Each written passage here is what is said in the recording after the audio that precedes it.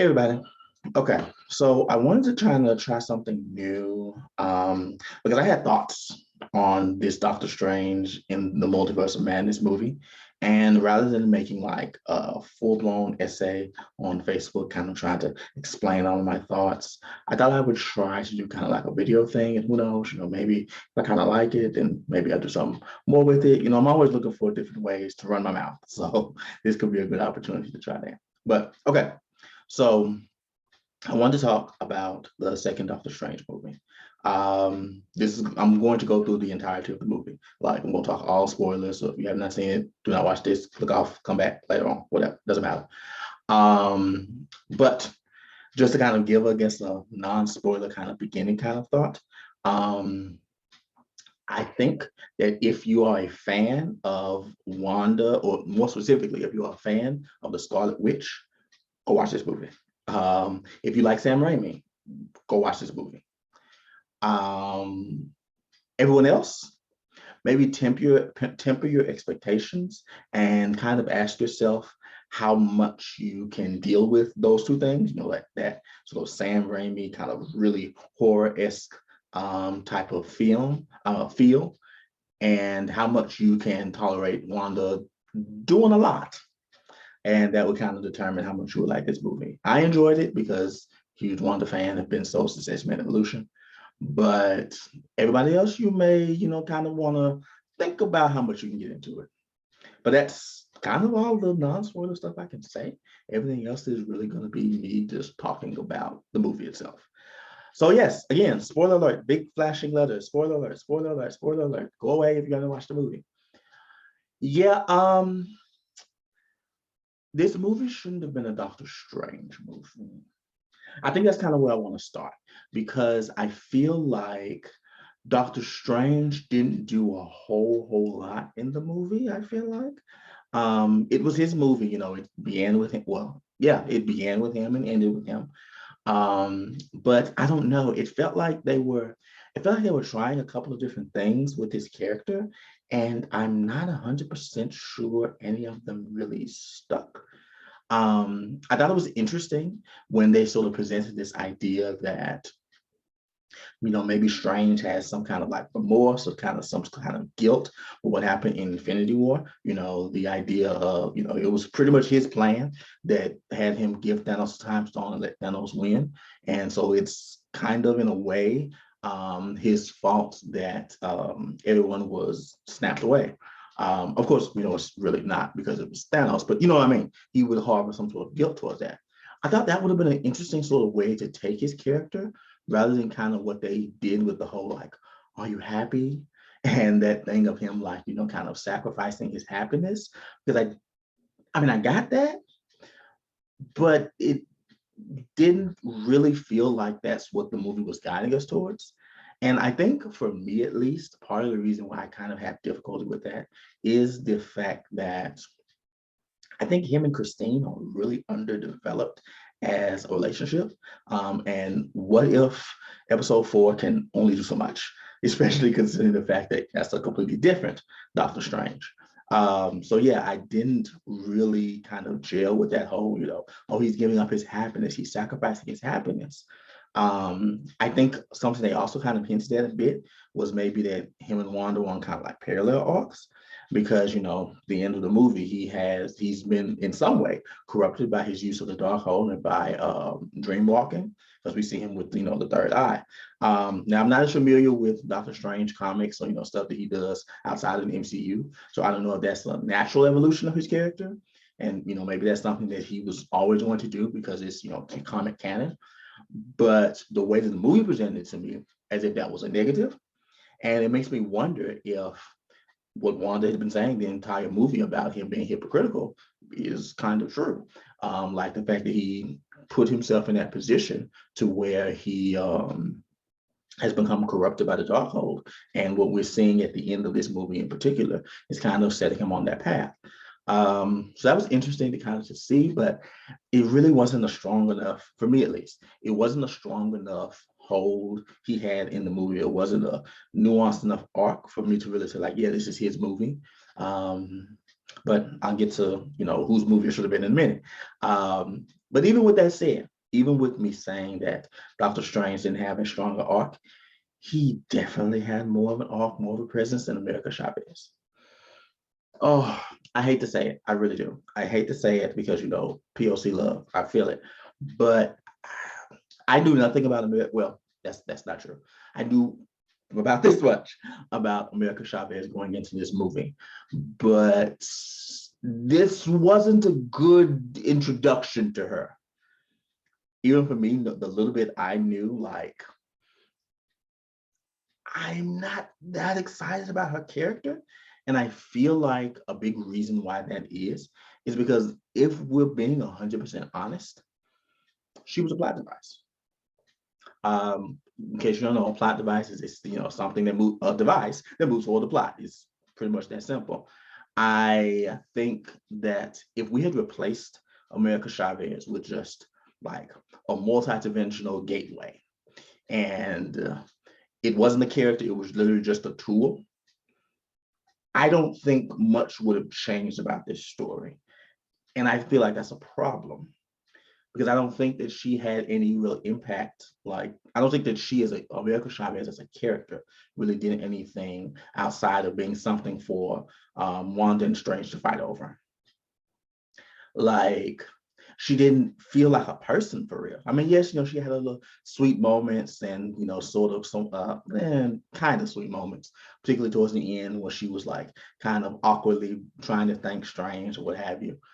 But really, I feel like if she had not been in this movie, and like I said, it has just been like one of the tools that the people use in Loki to travel throughout different timelines or what have you, the only thing that would have changed they would just have to emphasize the fact that multidimensional travel is dangerous rather than trying to tie this to you're going to take the life of a child if you do this.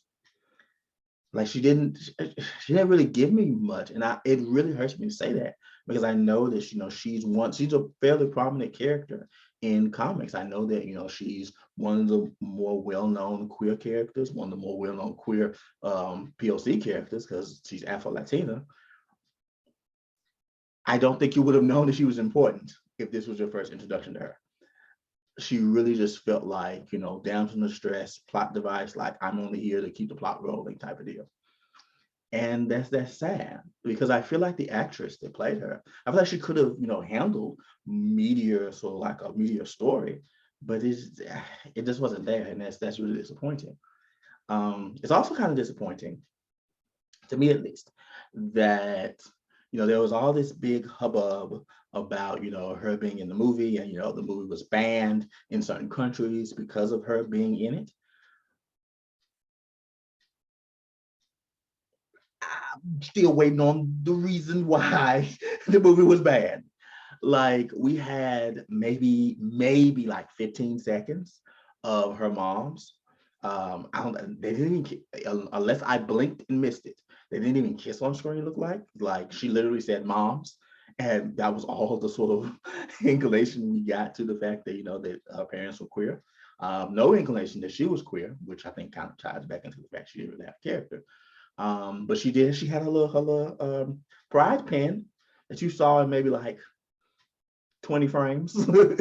Like, it seemed like an overreaction, but I guess that's to be expected considering, people overreact over queer stuff all the time. But I bring this up in particular because I'm noticing something very interesting.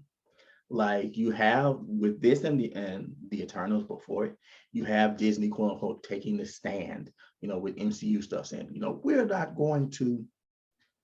not going to allow these countries to dictate, what it is we show in our movies. We're going to push forward, particularly with the queerness. They're going to see it, everyone's going to get it, and they're going to love it.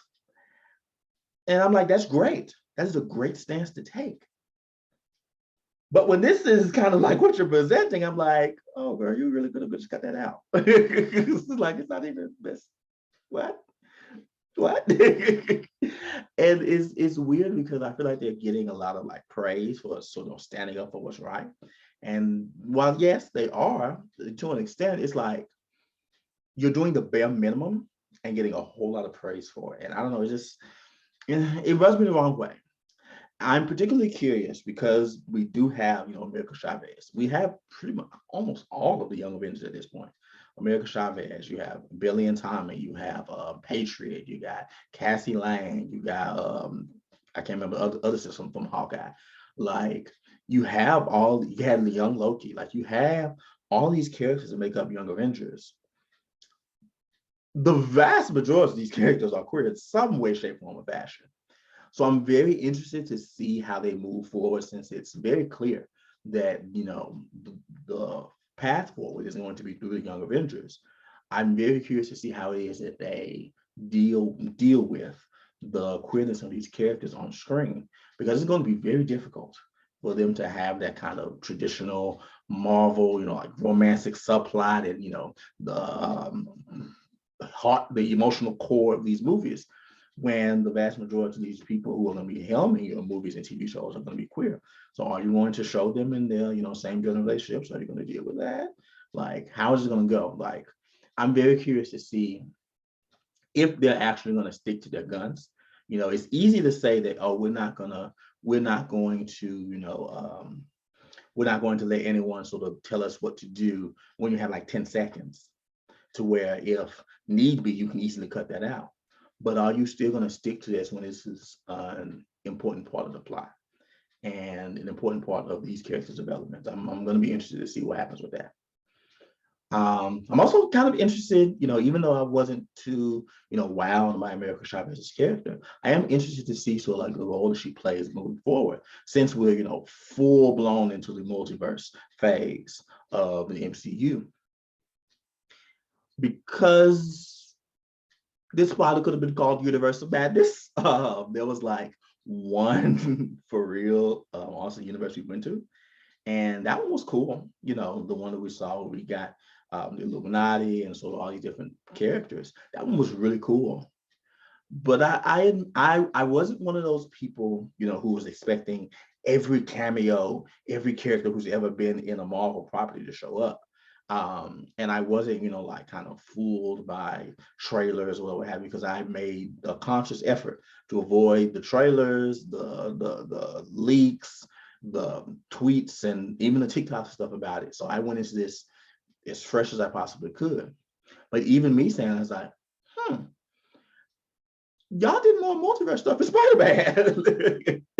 So that was interesting. I think maybe I did kind of in my mind expect a little bit more, maybe ties into just some of the multiverses they've already established, some more stuff from What If, or some more stuff from Loki, particularly What If, because I did expect, I was pretty sure that Captain Carter was going to show up.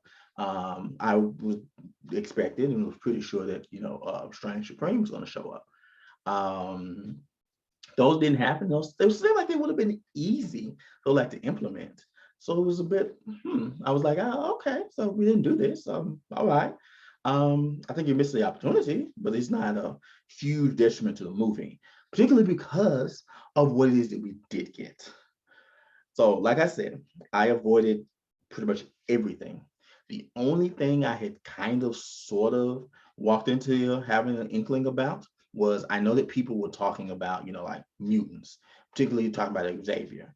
I hadn't seen the trailer, so I didn't know if this was like confirmed or whatever, but immediately when people started talking about it, I like muted everything. I started with Xavier and then it worked for everywhere down. So going into the movie, I had no real inclination that something was that people were going to show up that did. So when we started seeing, the members of this Illuminati, I didn't watch Inhumans, so I didn't realize that Black Bolt was the same one from that show. But kudos to him. I was excited for Black Bolt because I know who that is. Like I said, I was expecting Peggy, so that wasn't a surprise, but I was glad to see her.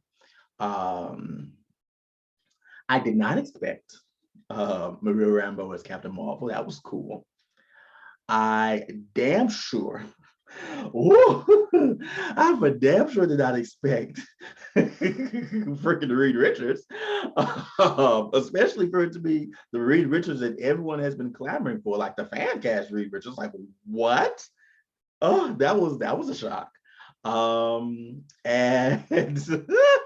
I was not emotionally prepared for Sir Patrick Stewart to roll in the gold floating hover chair while the 90s X-Men theme played in the background.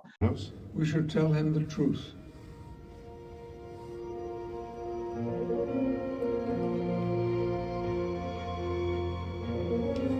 Our final member, Professor Charles Xavier. What truth?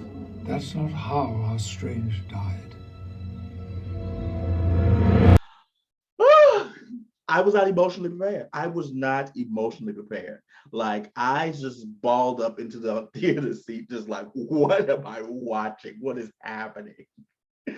Oh, that made it worth it. Like, yes, I expected, I ain't gonna say I would have liked, I expected more multiverse stuff, but listen, Professor X in the gold hover chair with the 90s X-Men theme playing in the back, that was enough. That was enough. That was enough. There was nothing else for me to want. Um, so yeah, I was excited to see those. And really, I think this is a point of contention a lot of people have because these characters, these extremely powerful characters, most of them are extremely powerful, extremely powerful characters that were brought into this particular film were dispatched like that. I think a lot of people were kind of upset by that. And it didn't bother me because we knew that this was an awesome universe. Like, I feel like if you watched What If, you would have known that, hey, when we start dabbling with other universes, not all these people are gonna live. That's the reason why we have these awesome universes. We can raise stakes by killing off people and it not really impact the 616 that we now know, the 616 universe. So that seemed really kind of odd to me that people were so upset that these Illuminati Earth, I don't think about DC, from Universe 838 were taken out. Especially because of how they were taken out. Like, I mean, if you're gonna kill Reed Richards, unraveling him like silly string is a pretty awesome way to go. Like, it was good. Like, I was happy to see them, and I honestly think that it worked as kind of like that fan service type of cameo. It worked as sort of this thing where it's like, hey, this is the person you all have been fan casting for Mr. Fantastic, ever since we got the rights back to him. Here you go. Is he going to be Mr. Fantastic when the movie rolls around? Who knows? He could be. But even if he's not, like, we've had kind of like that fan cast. The fans have been given that sort of thing. That's the same way I kind of feel about, Maria Rambo as Captain Marvel.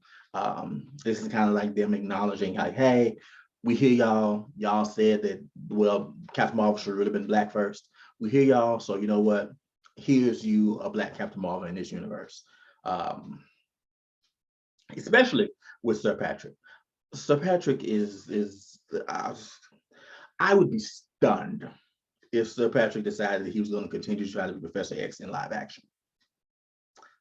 Now, notice I said live action. I think it would be kind of cool if he like voiced it and maybe like, I don't know, some of these animated properties. That would be awesome. But even that, like, he's had a good run. He's been Professor X for most of our lives, most of the time that people have been kind of interacting with Marvel stuff. So, he's had a good run, even if this was like his last thing. I mean, his last thing could have been Logan and it would have been perfect. But the fact that he came back for this again in the gold hover chair with like the 90s X-Men thing playing in the background, like, that's cool.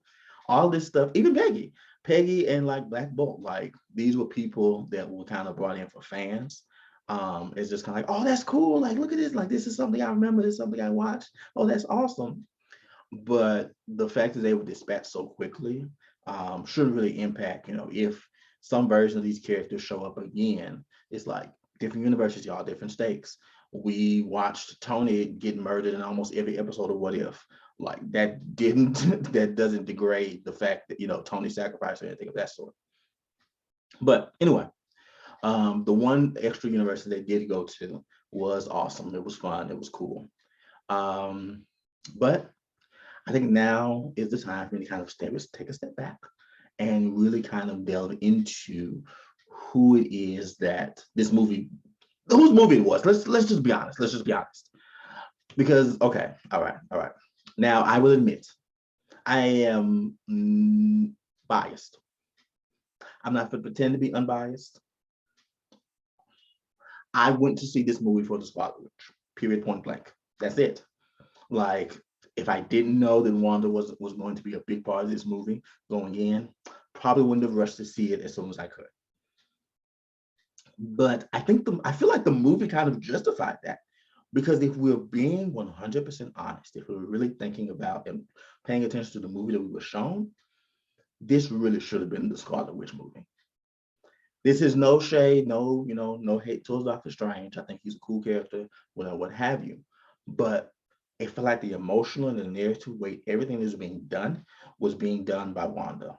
Because, as we know, she was a villain from 2 minutes into her first appearance. Like, she turned her hand, killed, dissipated the illusion around that whole forest, and this was on go from then forward. Like, I was talking to one of my friends after. I was like, Wanda killed a lot of people in this movie, and I loved every second of it. I loved it. I'm sorry. I loved it. I'm sorry. I loved it. I loved it. I loved it. Like, that's what I came for. That is what I paid the ticket price to see. I wanted to see Scarlet Witch wreak havoc, and that's what I got. So I am grateful for that. The movie was great for me just for that reason. But even in saying that, though, I do have to kind of take a step back. It's been a couple of days since I watched it. So I take a step back and really just be like, okay, I enjoyed it for what it was. It gave me what I wanted. But I do see some places where it could have been improved. And I feel like much of that, I talked about Strange, I talked about America, but I think much of that really should have revolved around the person who this movie seemed to revolve around Wanda. Like I said, I think this should have been Wanda's movie. I think it should have been her, helming this movie. She has proven that she can handle it. From the show to previous movies, it really should have been hers. And I think it should have been us following her as a villain protagonist. Like, we were already, and by we I mean, like Marvel, MCU, whatever, we were already kind of pushing this into a different genre, into a different kind of setup with the horror elements that Sam Raimi brought. I'm just take it the whole way. Like, give us a protagonist that we don't want to root for. That's what they claim that they did with Infinity War anyway. That's what they say that they did. They say that, Infinity War was really Thanos' movie. Do this a full way with your Multiverse of Madness movie. Like, make this a Scarlet Witch movie, because we have already, those of us who wanted to, have already kind of resonated with Wanda because of WandaVision. We've seen the stuff she's gone through, and we're expecting her to do some not so nice things because of the very end of WandaVision. So yeah, just take us on this journey. Like, give us the emotional attachment to where we can see, like, okay, this character who has been going through all this drama, all this trauma, and is dealing with all this grief, has now gotten hold of this book, The Darkhold, and is corrupting her and is feeding off that grief to make her do some, what's what I want? It's making her do some reprehensible, like some terrible things. It's making her do stuff that we can't really forgive for real, but we can enjoy the ride along the way. Like, we can recognize that, yes, she's a villain, blah, blah, blah, killed a lot of people. But I feel like if they had taken the time to really kind of show us that Wanda was being corrupted by this dark hole, like, they hinted at it and they showed it more so with the Doctor Strange variants. But I really wanted them to kind of like to talk more about that.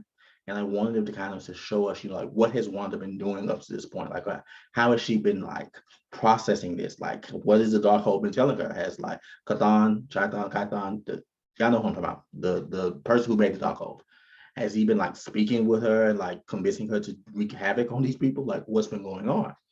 I feel like by not making Wanda this protagonist, even if she was going to be a villain protagonist, really made us miss out on some great characterization. And while, kudos to Elizabeth Olsen, like, doing her damnedest to still kind of try to still bring some humanity to this role. Like, I think that would have been done a lot easier if we had just taken this from her perspective. Like, Strange could have still been in it. America could have even still been in it. But I think if we had really centered this around Wanda, it would have been a better movie because we would have had the opportunity to really give some of that nuance to a character that I feel like was missing. And other people have kind of pointed that out. Some people have gone so far as to, say that this invokes, that sexist trope of that idea. A woman with power is just going to destroy and, destroy, kill everything. And she's going to have to be stopped eventually because women can't be trusted with power. That kind of really sexist trope that you see pop up a lot. Like, people bring this up in reference to like most incarnations of Jean Grey and Dark Phoenix. Daenerys from Game of Thrones, Azula from Avatar: The Last Airbender, like all these different women who, when they were given, copious amounts of power, went mad, literally, mad with power, and just went on destructive sprees. Um, and I think that's a valid reading, and it's one that Marvel kind of left themselves open for, because it is like, I think that it is present, like that reading is valid, that the seeds of that are present. I think for me, and this may just be me because I'm used to kind of like filling in the blanks in my head when I engage with stuff. I think for me, I can recognize, what it was they were trying to go for. I can see like, okay, they're basically telling us that she's still, her grief is still being manipulated. But not everybody's going to be me. Not everybody's going to be looking to kind of fill in those blanks. And not everybody's going to be a fan of Wanda to even care to want to fill in those blanks. And I think they left themselves open for that by not putting this movie on her back as it should have been, not putting her name in the title, making her the, again, villain protagonist of this movie. And ironically, I think that's also because of sexism. Sexism ruined everything. But because there's really no reason, like it makes much more sense for this to be the Scarlet Witch movie bumping off of WandaVision than it does for this to be a Doctor Strange movie bumping off of his last movie. Like, I really feel like Doctor Strange's next movie should have been just dealing with, him dealing with magic and, corruption and things of that sort. Because going back to what I said earlier about a possible kind of story arc for Strange and kind of feeling guilt or what have you for what was going on, what he did with Time Stone, it would have made more sense if his second movie was him dealing with that guilt, him dealing with Mordo, kind of telling him like, you are a menace or whatever, what have you, and him kind of dealing with that process. It would have made sense for that to be in his second movie, just as much as it makes sense for this to be Wanda's movie, branching off of how we saw WandaVision ending. And knowing this is the multiverse phase of her kind of dealing with, all right, I hear my kids out here, I'm about to go get them, period. Like, that's it. So yeah, I think that the only reason why this wasn't Wanda's movie, and I could be wrong, I don't know the contracts and stuff, but I feel like the only reason why this wasn't Wanda's movie was because they probably did not trust Elizabeth Olsen to be able to sell the movie. Which is foolishness on their part, because I am willing to bet that I ain't gonna say a vast majority, but a very large amount of the people who went to see this movie went to see it because of Wanda. I'm pretty sure of that. Like, I'm pretty sure that a sizable amount of people. I feel like they should have put more faith in Elizabeth Olsen and in the character, that it would have been able to draw a crowd instead of trying to pin this to a Doctor Strange movie when it seemed clear to me that they really wanted to make a Scarlet Witch movie. And it's wild because, again, like, by taking that away, you open yourself up to that. You open yourself up to that criticism of, how it was that you're handling this, because you're taking away development from who's, again, really the star of the movie, and trying to give it to who you have put as the star of this movie. And because you're like taking from one to give to the other, neither of them are really getting everything they needed. There's still enough there for us to have like a good amount of Wanda and her, for to pretty much carry this movie. But I feel like Doctor Strange suffered because of it, as did American Chavez a whole lot. And Wong as well, but Wong is always a secondary character, so it's fine. But yeah, that's kind of where I am. I enjoyed the movie. I think it was cool. When I walked out, it was one of my favorite. It was definitely like one of my favorite MCU movies. But now that I've taken time to kind of sit back and process, and I've kind of glimpsed at, different scenes and stuff a little bit since then, it's knocked down a little bit, but yeah, it is what it is. Like, it's still good. I still think it's great, if you're a Scarlet Witch fan. I still think, woo, I want to get a lot of people. I still think the visuals and things were great or fantastic, but I do think that it suffered because it didn't do what it felt like it wanted to do, which again would felt like it really wanted to be that horrific Scarlet Witch, like a cult movie. Yeah, yeah. So yeah, that's kind of where I am. Those are my thoughts. Um, yeah, share yours. What do you think? Do you agree with me? Think I'm kind of off base? And let me know how if you like this video, like the kind of format thing. Again, maybe I'll try something like this. I'm always looking for new ways to talk and to kind of do stuff, especially nerdy stuff. So yeah, let me know. All right, adios.